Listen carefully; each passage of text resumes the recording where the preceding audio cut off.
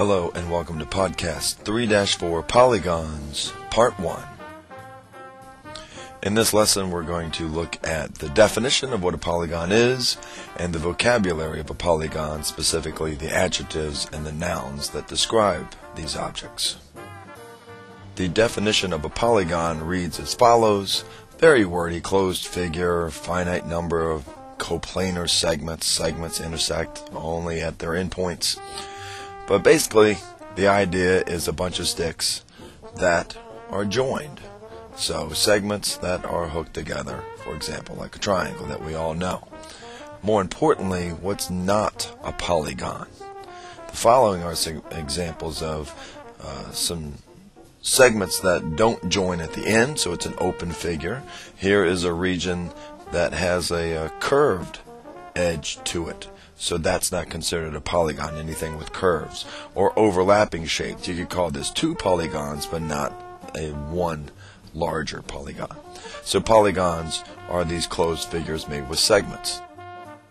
The first two adjectives that work together, kind of opposite each other, is the idea of convex and concave. You may have heard these words in a science class. For example, convex lens is a lens that is bowed outward. That is, the edge of the lens goes outward like this. So when light hits the lens, the light is then bent towards a focal point. As you see here, as light hits the lens, it's all bent towards that. The other type of lens is called a concave lens. And this would be a lens that is bowed inward. Hence the idea of caved in. So when light hits this kind of lens, it's actually directed in a completely different direction. So convex and concave are words that are rooted in other concepts like lenses in science. When we think of polygons, we think of course, edges, and whether they're convex or concave.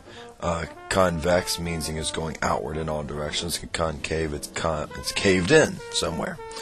One way to just verify that, and although it's pretty obvious, if you were to take an edge and draw that edge, if any edge can extend into the interior of this polygon, then certainly this polygon is concave.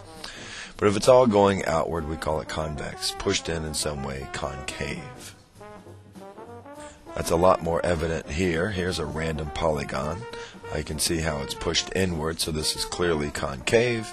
And here is one that's more bowed outward. This we'd consider convex. Pushed in, concave, outward, convex. The next vocabulary adjectives are regular and irregular. Only one of the following shapes is considered to be mathematically regular. Yet all of these shapes have a certain symmetry and a certain perfection to them. For example, this star that we often see on top of a tree. What makes this star irregular is that there is something not equal within it. And that is, all the sides certainly are equal in a five-pointed star, but the interior angle here at this corner is very different than the interior angle here at this corner. Again, the angle here at this corner of the star is rather small. The angle here at this corner of the star is rather large.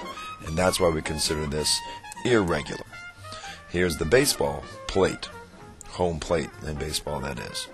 This angle in this corner is 90 degrees, but the angle in this corner is not 90 degrees. You'd also say that the length of this side is very different than the length of that side. So although it's a symmetrical shape, it's not regular. The red cross symbol, again, all the sides appear to be the same length, but the angle at this corner is 90 degrees. The angle at this corner inside the shape is a lot more than 90 degrees. So this is an irregular shape. The stop sign is actually what we consider a regular polygon. All the sides are the same length, and all of the angles at the corners are the same size. Looking at our sketchpad little drawing here, we can see that we have an irregular shape. All these angles seem to be rather different, as opposed to something like this, where all of the sides are the same and all of the angles are the same. So a regular shape is the one that we're used to seeing.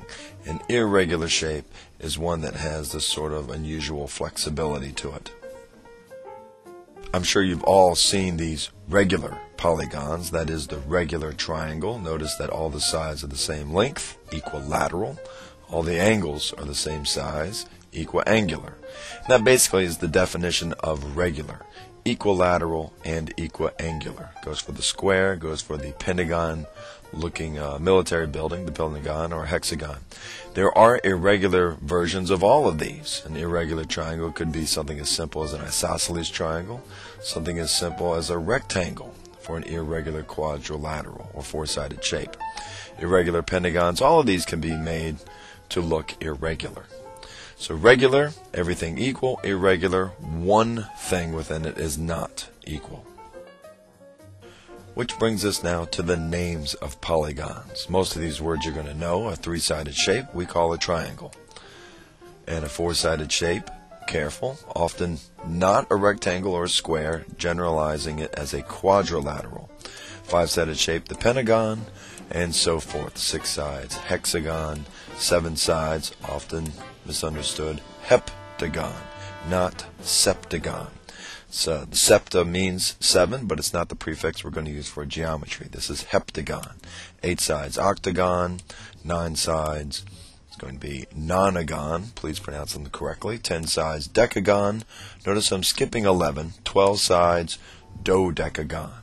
These are the words you need to know for this lesson and how many sides they represent. If it's any other number of sides, for example the 11 that I skipped, or 13 or 14 or 15, we'll generalize it with just that number. So if it has any number of sides, like 11, we'll call it an 11gon, a 13gon, a 20gon. Otherwise, let's use these words.